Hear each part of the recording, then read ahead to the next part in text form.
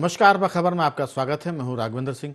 आज हम बात करेंगे मध्य प्रदेश की डॉक्टर मोहन यादव सरकार ने जो फैसले किए उसके बारे में। वैसे तो किसी भी मंत्रिमंडल की हर हफ्ते बैठक होती है और मंगलवार को बैठक का दिन तय है।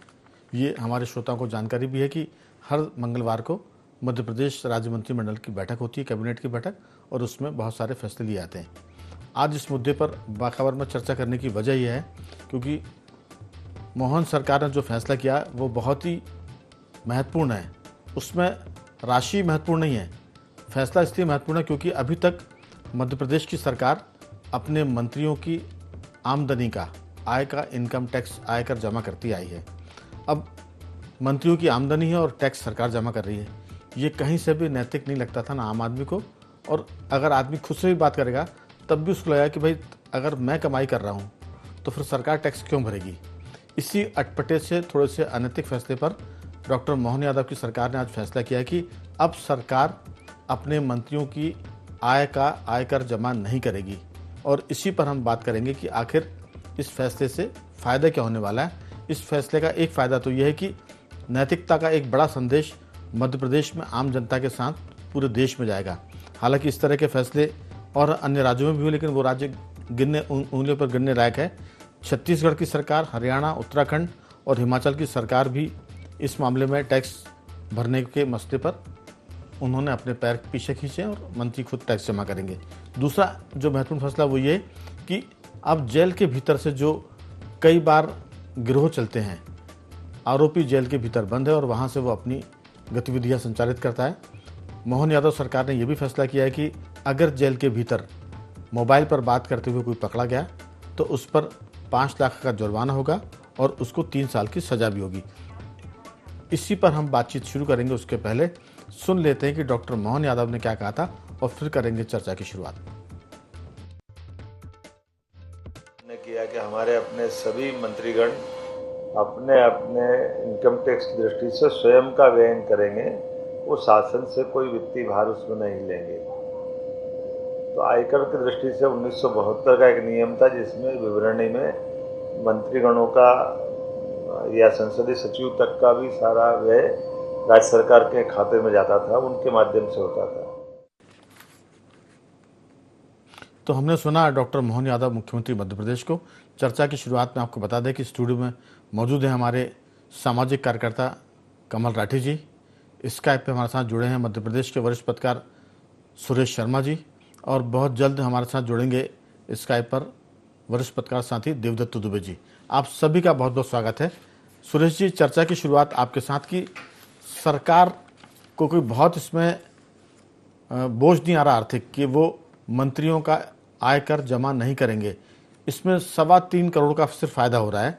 3 करोड़ 24 लाख रुपए सरकार टैक्स के रूप में जमा करती आई है, और अब इससे सिर्फ फायदा तो 3 करोड़ का माने होगा, 3.25 करोड़ का, लेकिन जो नैतिक फायदा होगा वो मुझे लगता है कि बड़ा है कि सरकार ने अब कम से कम अपने मंत्रियों को लाडला बनाना कम कर दिया है। अगर आप कमाई कर रहे हैं तो मेहरबानी करके टैक्स भी आप जमा करिए। और इस मामले में कैलाश विजयवर्गीय की टिप्पणी भी महत्वपूर्ण है, और जो वरिष्ठ मंत्री हैं प्रहलाद पटेल, उनका भी कैबिनेट की बैठक में यही कहना था कि अगर हम कमा रहे हैं तो टैक्स भी हम जमा करेंगे, और जब टैक्स जमा करने की नौबत आती है तो फिर हमको उससे क्यों पीछे हटना चाहिए और सरकार पर यह बोझ क्यों होना चाहिए।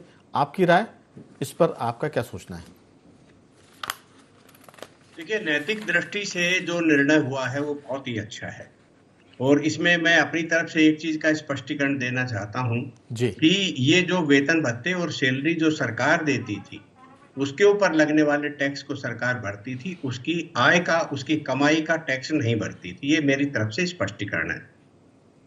तो इसलिए जो सरकार ने जो निर्णय लिया है वो निश्चित रूप से स्वागत योग्य है। आपकी बात को आप दोबारा बोल दें ताकि दर्शक उसको और सुन लें, जो आपने स्पष्टीकरण बताया। नहीं, मुझे जो जानकारी, और व्यवहारिक रूप से ये निर्णय हुआ है जी कि जो वेतन भत्ते सरकार मंत्रियों को देती है उस पर लगने वाले आयकर को पहले सरकार भरती थी, अब वो मंत्री उस अपने वेतन भत्ते के जो राशि मिली है उसी में से भरेगा। बिल्कुल, आपका बहुत सुरेश जी, आपका धन्यवाद। हमारा भी मतलब ये था, बाकी तो कमाई का टैक्स वो खुद ही जमा करते होंगे। आपने इसको दुरुस्त किया, इसको दुरुस्त किया, इसके लिए आपको साधुवाद जी। धन्यवाद आपको सर। दूसरा मेरा निवेदन ये है कि ये बात एक अच्छी पहल का प्रारंभ हुआ है जी। यदि इसको और आगे बढ़ाया जाए तो मोहन यादव जी की और प्रशंसा होगी। वो जैसे सरकार जो है वाहन के लिए विधानसभा देती है, तो विधानसभा ब्याज जो है वो कुछ प्रतिशत अपनी तरफ से भरती है। हाउसिंग लोन के यदि विधायक हाउसिंग लोन लेता है, मिनिस्टर लेता है, तो उसके ऊपर भी विधानसभा जो है वो टैक्स की छूट देती है। रेलवे का जो किराया है उसके भी एक बड़ा प्रतिशत देती है, और जो भूतपूर्व हो गए हैं वो तो लंबे समय तक लेते रहते हैं, और ये बढ़ा दिया गया कि भाई हवाई यात्राओं की भी छूट है। मुझे लगता है धीरे धीरे करके इन चीजों के बारे में भी विचार करना चाहिए। हालांकि ये इतना बड़ा कोई मामला नहीं है, जैसे अभी 3 करोड़ की अपन बात कर रहे हैं, वैसे ही नैतिक रूप से सरकार ने कदम बढ़ाना चालू किया है। जैसा कि मुझे जानकारी में है, केंद्र की नरेंद्र मोदी सरकार ने पिछले अपने कार्यकाल में अपने राज्यों में जहां सरकारें हैं वह मौखिक रूप से सांगठनिक दृष्टिकोण से एक निर्देश दिया था कि आबकारी और परिवहन के माध्यम से जो अवैध वसूली होती है उसको कैसे कम किया जा सकता है या समाप्त किया जा सकता है। तो मुझे ये जानकारी मिली तो मैं बड़ा उस मामले में जो मुख्य रूप से लोग बताते ही हैं, कोई अपने ने आदेश का पत्र तो नहीं देखा है या फोन नहीं सुना है, तो उनका कहना यह था कि जो राशि ली जाती रही होगी परिवहन और आबकारी से वह शासकीय खजाने में वृद्धि हो, उसमें जो कर चोरी करके ही तो लिया तो वो नहीं होना चाहिए। मुझे लगता है कि यदि केजरीवाल को और झारखंड के पूर्व मुख्यमंत्री हेमंत को यदि भ्रष्टाचार के मामले में अवरुद्ध किया गया है तो अपने राज्यों को भी इस प्रकार के इंटरनल करप्शन से रोकने के संबंध में मोदी सरकार की तरफ से कार्रवाई की गई है। ये एक नैतिक प्रश्न हो गया। दूसरा, ये जो बात है बिल्कुल सही है कि आपराधिक गतिविधियां गैंग के माध्यम से जो जेल से चलाई जाती हैं या बाहर से भी चलाई जाती हैं, तो जेल में एक मोबाइल यूज करने पर जो दंडात्मक कार्रवाई या जुर्माने जैसा मामला हुआ है, ये मुझे लगता है आने वाले समय में काफी लाभदायक होगा। और लाभदायक से अभिप्राय ये है कि अपराध में कमी आएगी, क्योंकि जेल में बैठा है माफिया, उसके ऊपर कुछ हो नहीं सकता और उसके गुर्गे जो हैं वो जेल के निर्देशानुसार कार्रवाई करते हैं। तो इस प्रकार की कार्रवाइयां कम होंगी मध्य प्रदेश में, क्योंकि मध्य प्रदेश का नाम आपराधिक गतिविधियों के साथ जुड़ता रहा है। तो मुझे लगता है ये भी एक बड़ा कदम है। इसके अलावा मेरा एक निवेदन पूर्वक सुझाव है, यदि सरकार ने इस बात पर सोचना प्रारंभ कर ही दिया है तो एक बड़ा शब्द है माफिया। तो रेत माफिया जो पुलिस प्रशासन के कर्मचारी अधिकारियों को अपने ट्रैक्टर से कुचलने जैसी हिम्मत करता है, उस पर कार्रवाई करना चाहिए। वो माफिया हैं जो जमीनें आज खरीद रहे हैं, कब्जा कर रहे हैं, लोग आम आदमी गरीब आदमी परेशान है, उसके बारे में भी उतना ही ध्यान देना चाहिए। जैसी शुरुआत की है ये स्वागत के योग्य शुरुआत है। अब माफिया की जहां तक आपने बात की, तो भू माफिया तो सरकारी जमीन पर कब्जे करते ही हैं। शहरों में और कस्बों में जो बहुमूल्य जमीन होती है वहां अब भू माफिया जो है, चाहे वो बिल्डर हो या भू माफिया, अब वो निजी भूमि पर भी कब्जे करते हैं। और सरकार कई बार इसमें इस्ती हाथ खींच लेती है कि मामला निजी है, सरकारी नहीं है। लेकिन जो आपने माफिया की बात की है उसमें शिक्षा माफिया भी शामिल है, क्योंकि शिक्षा के क्षेत्र में भी बड़ा माफिया काम करता है।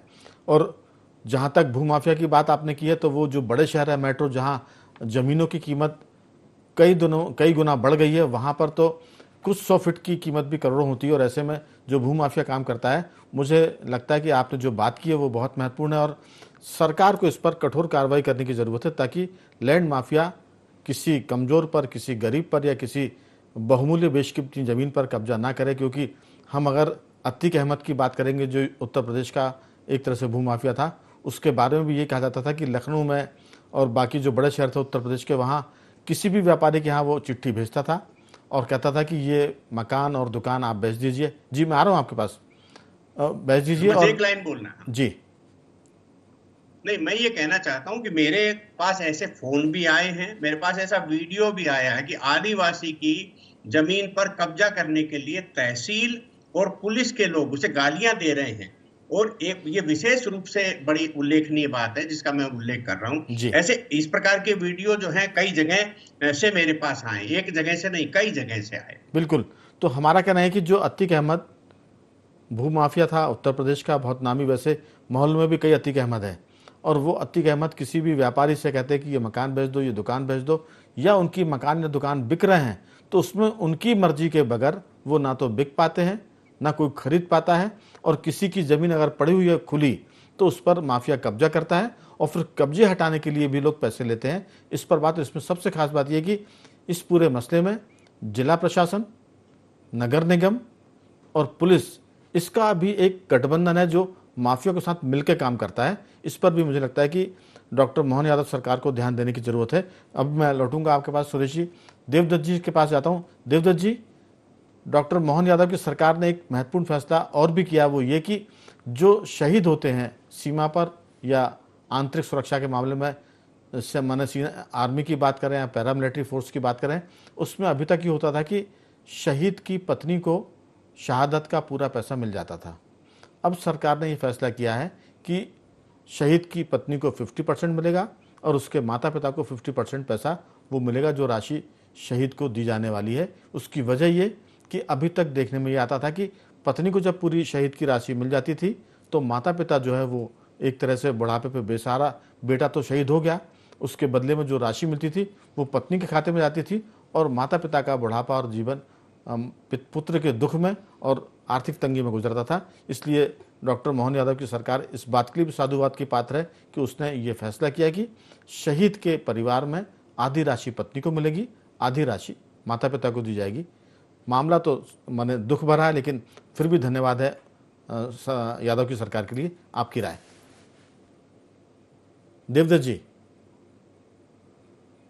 राठी जी, मतलब उसको ऐसा कहते थे कि शहीद चला गया लेकिन घर में विवाद संपत्ति को लेकर हो रहा है कि वो तो शहीद होकर चला गया, यहाँ संपत्ति के विवाद शुरू हो गए घर में। जो सैनिक सीमा पे देश की रक्षा के लिए लड़ा, जिस विवाद के लिए वहाँ घर में विवाद हुए, तो ये बहुत अच्छा फैसला है। कई जगह पारिवारिक कलह ऐसी चलती है, यदि उस राशि का बंटवारा सही से है, क्योंकि जितना हक माँ बाप का उतनी पत्नी का, दोनों का हक होता है बच्चे पे, तो आधी राशि पत्नी को और आधी माँ बाप को देने का ये बहुत अच्छा फैसला है। इससे मैं समझता हूँ बहुत सारी पारिवारिक विवाद भी नहीं बढ़ेंगे। अन्यथा कई जगह तो घटनाएं देखी हैं कि पत्नी चली गई, मायके वाले भी जब पैसा आता है ले जाते और माँ बाप यहाँ अनाथ, उनको दुखों का डबल पहाड़ टूट जाता है। बहुत सारी है जो पारिवारिक दिक्कतें बढ़ी हैं, जिस तरह से अमानवीयता या संवेदनहीनता बढ़ी है, उसमें ये सब फैसले यदि सरकार करेगी तो उसमें तो विवाद नहीं होगा, सीधा सीधा बंटवारा हो जाएगा कि आधा आपका आधा। और यदि उनमें आपस में तालमेल है, सामंजस्य है, कई जगह ऐसे भी प्रकरण की बहू की शादी भी माँ बाप ने, सास ससुर ने, मतलब माँ बाप जैसी शादी की, उसका ठिकाना लगा, यदि ऐसा है तो दोनों जन मिलकर उस राशि का उपयोग कर सकते हैं, अन्यथा आधा आधा दिया जाता है। ये तो बहुत ऐतिहासिक और अच्छा फैसला माना जाएगा। इससे विवाद पारिवारिक नहीं बढ़ेंगे और उस शहीद की आत्मा को भी ये। और देवदत्त जी, दरअसल वो जिस फैसले पर हम खासतौर से बात करने इस विषय को हमने उठाया था वो ये कि अब मोहन यादव की सरकार अपने मंत्रियों के वेतन भत्ते का जो टैक्स होता है वो खुद जमा नहीं करेगी, मंत्री खुद उसका टैक्स जमा करेंगे। राशि 3.25 करोड़ के आसपास है, लेकिन फैसला नैतिकता के आधार पर काफ़ी बड़ा है और इससे एक संदेश जाता है जनता के बीच में भी और अन्य राज्यों के बीच में भी, जहां सरकार अपने मंत्रियों के वेतन और भत्ते के का टैक्स जमा करती है। ये भी एक बड़ा फैसला है, इस पर भी आपकी कोई टिप्पणी? बिल्कुल, ये तो अभी आज फैसला हुआ तो लगता है कि ऐसा क्यों चलता रहा, जिसकी कमाई सब एक चतुर्थ श्रेणी का कर्मचारी, एक आम आदमी अपना इनकम टैक्स खुद भरता है, तो ये माननीय लोग क्यों ना भरें अपना टैक्स, जबकि इनके पास तो वैसे ही इतना पैसा होता है।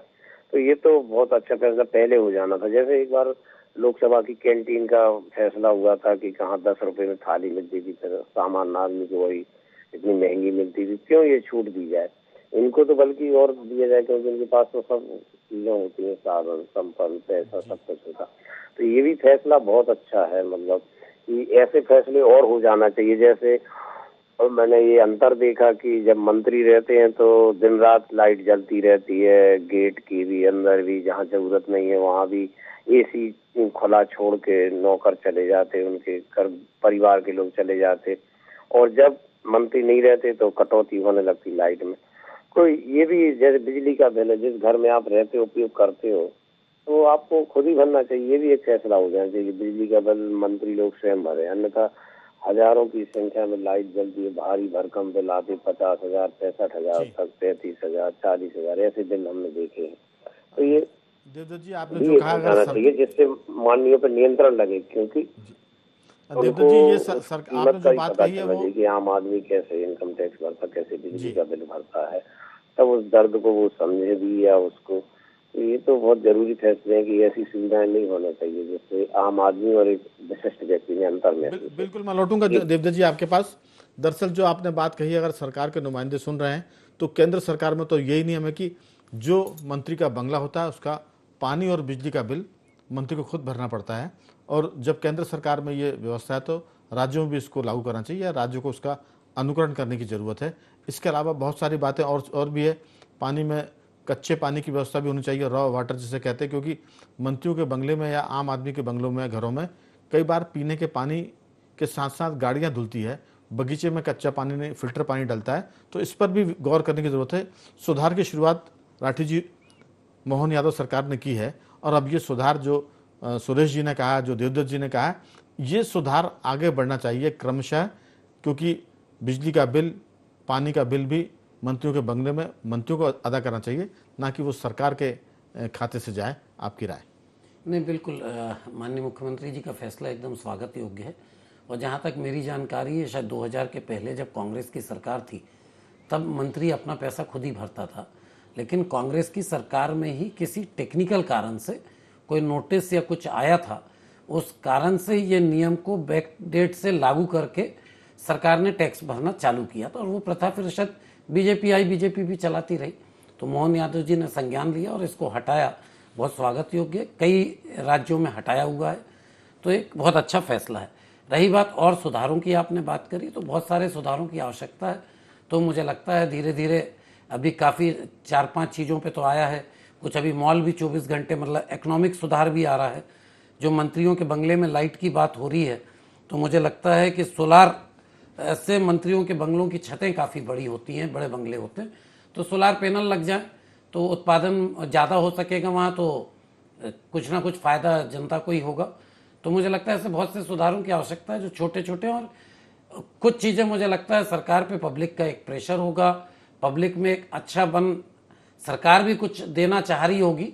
ये मुझे इस अभी तक के इनके जो फैसले आए हैं उनसे ये लग रहा है कि एक जनता के बीच ये अलग ढंग से नैतिकता का कोई संदेश देना चाहते हैं। एक स्वागत योग्य चीज़ है, पब्लिक को भी स्वागत करना चाहिए और कर ही रही होगी, उसमें कोई शक नहीं है। तो मुझे लगता है बहुत अच्छी चीज़ हुई जी। सुरेश जी, दरअसल सारा मामला ये भी है कि सरकार एक के बाद एक कठोर फैसले करे और उसमें नैतिकता का भी समावेश किया जाए। तो हमें लगता है कि चुनाव हो चुके हैं लोकसभा के, अब सरकार काम करने के मोड पर आ रही है। विधानसभा के सत्र के चलते शायद सत्र के भीतर घोषणाएं होंगी और उसके बाद सरकार, विधानसभा का जो बजट सत्र है उसके बाद फिर हो सकता है कि योजनाओं की झड़ी ना लगे, लेकिन नैतिकता के मामले में सरकार कुछ ना कुछ ऐसे कदम जरूर उठाती रहेगी ताकि देश में मध्य प्रदेश एक तरह की मिसाल भी बनता जाए। आपकी राय? क्योंकि अभी यूनिफॉर्म सिविल कोड का मसला भी उलझा हुआ है, उसमें कमेटी बनी हुई है, कुछ राज्यों ने कमेटी बना के लागू भी कर दिया है। जैसे उत्तराखंड की बात करें तो मध्य प्रदेश के पास करने को बहुत कुछ है, जिसमें आर्थिक बोझ कम आएगा, सरकार को निर्णय भर करने और उससे एक संदेश जाएगा। आपकी राय? देखिए राघवेंद्र जी, ये बात बिल्कुल फैक्ट है कि जब से मध्य प्रदेश में सरकार का बदलाव हुआ है और मोहन यादव जी चीफ मिनिस्टर बने हैं, तब से लीक से हट करके काम कर रहे हैं। उन्होंने कुछ ऐसी चीजें एकदम से लागू की, अब जिस प्रकार से लाउड स्पीकर और डीजे की बात आई, फिर उसके बाद आज ये तक वहां से पहुंचते पहुंचते यहाँ तक आ जाए, तो ये एक ऐसा संदेश है जो रूटीन, जो शासन सरकार का जो काम होता है सुबेरे से शाम तक का दैनिक कार्य वाला, उसके अतिरिक्त नैतिक का भी संदेश देना कि सत्ता जो है वो केवल भोगने के लिए नहीं है, जन सुधार के लिए और नैतिकता को प्रमाणित करने के लिए भी उसके का दायित्व है। तो मुझे लगता है कि जो हमारी पहले की सरकारें रही हैं, चाहे वो पटवा जी की सरकार रही हो, चाहे शिवराज जी की सरकार रही हो, और अब मोहन यादव जी की जो सरकार है, तो इसमें एक तीसरा स्टेप उठता हुआ दिखता है। और एक चीज ये भी स्पष्ट हो रही है कि जिस प्रकार से शिवराज जी गांव से आए थे, किसान के घर से आए थे, तो उन्होंने किसान और महिलाओं के लिए जिस प्रकार के पायदान तय किए या सोपान तय किए, मोहन यादव जी जिस क्षेत्र से आए हैं तो उसमें वो उसी प्रकार से धीरे धीरे आगे बढ़ रहे हैं। महाकाल का क्षेत्र है तो उन्होंने धार्मिक परिस्थितियों के हिसाब से जिस प्रकार संचालनालय बदल करके उज्जैन लेकर के गए, उसी प्रकार से जैसे अब ये काम किए हैं, इसके अंदर भी जिस भावना और संदेश का जो मिश्रण है और जिस प्रकार स्कूल शिक्षा के लेकर के जो पीएम राइस का मामला लाए, तो एक नया दृष्टिकोण इसमें हुआ और प्रधानमंत्री जी का इन्वॉल्वमेंट दिखेगा तो आर्थिक मदद मध्य प्रदेश को ज्यादा मिलेगी। तो इन सब बातों का समावेश करके एक बड़ी योजना, और मुझे लगता है ये जो एक सबसे बड़ा एक निर्णय और हुआ है जो आप मुझसे ज्यादा समझते हैं, फिर भी मैं उसका अधिकार आपसे लेकर के बोल रहा हूं जी। पहली बार आपको हमने अधिकार दिया पूरा सर जी। जो सीएमओ इतना सशक्त बना है जिसके कारण आपको वो विजन भी देगा, एग्जीक्यूशन भी देगा, मॉनिटरिंग भी करेगा और परिणाम ला करके देगा, मतलब नियंत्रण भी करेगा सारी चीजों पर।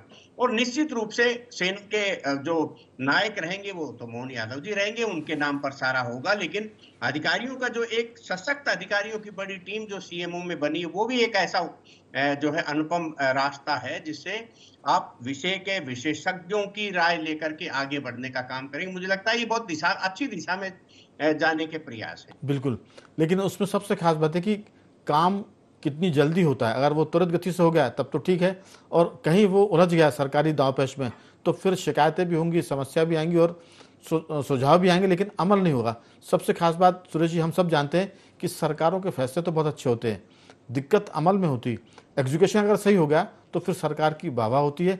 हम लौटेंगे, लेकिन एक सवाल मैं जरूर छोड़ के जा रहा हूँ, आप चाहें तो आखिरी में उत्तर देते, क्योंकि अब ये बातचीत का अंतिम दौर है, कि क्या सरकार पेंशन के अपने विधायकों की पेंशन के बारे में भी सोचेगी? क्योंकि सरकार में जब होते हैं, विधायक जब होते हैं, तब तो उनको पेंशन मिलती है, भत्ते मिलते हैं, लेकिन 5 साल पूरे होने के बाद भी उनको जब पेंशन दी जाती है वेतन के बाद, वो भी एक बड़ा मामला है। उस पर भी जनता के बीच में बड़ा रोष है कि कितने लोगों को आप पेंशन देंगे, कितनों को भत्ते देंगे कम से कम कार्यकाल होने के बाद। तो मुझे लगता है कि इस पर भी विचार की ज़रूरत है। सरकारें और पार्टियां जरूर विचार करेंगी, लेकिन ये उनके एकदम निजी हित का मामला है, तो आदमी निजी हित में कठोर फैसला कम कर पाता जब तक कि नैतिक दबाव ना हो। अगर आप चाहें तो बातचीत में इसका उत्तर दे सकते हैं। मैं जा रहा हूं दुबे जी की तरफ, आप कुछ कहेंगे सुरेश जी? मैं एक लाइन कहना चाहता हूं, क्योंकि ये एक ऐसा विषय है जिसपे बहुत जल्दी कोई निर्णय लेगा ऐसा नहीं लगता, लेकिन ये हो सकता है कि एक व्यक्ति लोकसभा की सदस्यता रहने का भी पेंशन ले रहा है, एक व्यक्ति विधायक रहने की भी पेंशन ले रहा है, तो इसको कहीं न कहीं संशोधित करने की आवश्यकता है। को याद होगा कि एक बार मीसाबंदी की पेंशन एक माननीय केंद्रीय मंत्री जी को मिली थी, और वो ये हुआ था कि वो तो विधायक की भी पेंशन ले रहे हैं, सांसद की भी पेंशन ले रहे हैं और मीसाबंदी वाली भी ले रहे हैं। तो उस समय एक बड़ा बखेड़ा खड़ा हुआ था। तो कम से कम इस बात का होना चाहिए कि यदि मुझे एक पेंशन मिल रही है तो दूसरी पेंशन ऑटोमेटिक बंद हो जाए। बिल्कुल, यानी जो बड़ी पेंशन है आप ले लो, बाकी पेंशन मत लो, क्योंकि आम जनता में इस तरह की पेंशन को लेने पर लोग कहते हैं कि लूटमार मचा दी है। देवदत्त जी, आपकी छोटी सी राय, ये नैतिकता के उदाहरण मोहन यादव की सरकार पेश कर रही है, उसके लिए उनको बधाई है, शुभकामनाएं, लेकिन क्या विधायक पद से हटने के बाद जो पेंशन होती है, जो भत्ते होते हैं, उस पर भी कुछ काम करने की जरूरत है? क्योंकि ये भी एक तरह से सरकार के बजट पर बोझ तो है और जनता के भीतर राजनेताओं के प्रति अनादर का भाव भी पैदा करता है कि एक लीडर है और 3-3 पेंशन वो ले रहा है, 2 पेंशन ले रहा है, तो क्यों देनी चाहिए? आपकी छोटी सी राय। बिल्कुल, ये तो कुछ फैसले ऐसे पहले हो चुके हैं जिन पे आज सोचने में भी आश्चर्य होता है। जब आप एक बार सांसद रह चुके, विधायक रह चुके अलग अलग, तो अलग अलग पेंशन क्यों लेना? ऐसे तो फिर कोई कहेगा कि मैं सिपाही से भर्ती हुआ था, फिर हवलदार हो गया, इंस्पेक्टर हो गया, जब 3-3 अलग अलग पेंशन ले जाते हैं। ये जो अंतर, जो विशिष्टता का भाव जो लिया, जिनके लिए विशेष सुविधाएं दी है, VIP दिए, ये जो अलग, इसके लिए कई विवाद नहीं होता सदन के अंदर, विधानसभा में लोग निर्णय होते हैं, जब निर्णय होते हैं तो उसमें विवाद होता है। तो मुझे लगता है ये फैसला अपने आप में अलग से चर्चा करने का बहुत बड़ा विषय है। सांसद विधायकों का वेतन भत्ता और उसके बाद उनकी पेंशन, ये इतना बड़ा मामला है कि इस पर लोग कह रहे हैं कि एक समय ऐसा आएगा जब सरकार के बजट पर ये सब भारी पड़ जाएंगे, अभी भी भारी पड़ रहे हैं। और नैतिकता के मुद्दे पर तो राजनेताओं के नंबर इसमें बहुत घट रहे हैं, क्योंकि एक लीडर है, वो विधायक भी बन गया, सांसद भी बन गया, और वो दोनों तरफ की पेंशन ले रहा है। तो ये थोड़ा सा स्वीकार योग्य नहीं है। राठी जी, आपकी इसमें राय कि क्या सोचते हैं आप? नहीं, बिल्कुल पेंशन पे तो एक बार ऑडिट होना चाहिए कि किस ढंग से हमें देना है। और रही बात जो आपने एक जेल में मोबाइल की बात कही थी, मुझे लगता है इसमें एक छोटा सा सुझाव दूंगा। फैसले पे टिप्पणी नहीं है, फैसला स्वागत योग्य है। सुझाव यह है कि क्यों ना जेल में जैमर लगा दिए जाए, तो उसका उपयोग ही बंद हो जाएगा। तो उसका अगर कर लें तो वो ज़्यादा बेहतर काम होगा, क्योंकि इसमें तो फिर कोई चोर रास्ता आदमी निकाल लेगा। अगर जैमर लग जाएगा तो चोर रास्ता बंद हो जाएगा। बिल्कुल। तो ये अब चूंकि इसके पीछे बहुत सारी व्यवस्था होगी कि भाई टेक्नोलॉजी का इस्तेमाल सुरक्षा संस्थानों में क्यों नहीं होना चाहिए, अगर कोई इमरजेंसी है तो वो बहुत सारी बातें हैं। ये भी अच्छा सुझाव कि जैमर लग गया तो जैसे विधानसभा लोकसभा में जैमर लगे रहते हैं, और वहाँ कोई भी जब जाता है भीतर तो अपने आप मोबाइल काम करना बंद करते हैं। तो अगर जेल के भीतर ये स्थिति बनती है तो फिर बहुत सारी चीज़ें अपने आप सुधर जाएंगी। तो उम्मीद करते हैं कि मोहन यादव की सरकार लगातार सकारात्मक और नैतिकता से भरे फैसले लेगी, और इसका जनता में संदेश तो जाएगा ही जाएगा। और राजनेताओं और राजनीति करने वाले भी थोड़ा सा सुधरेंगे, कम से कम आमदनी के मामले में और कुछ त्याग करने के मामले में।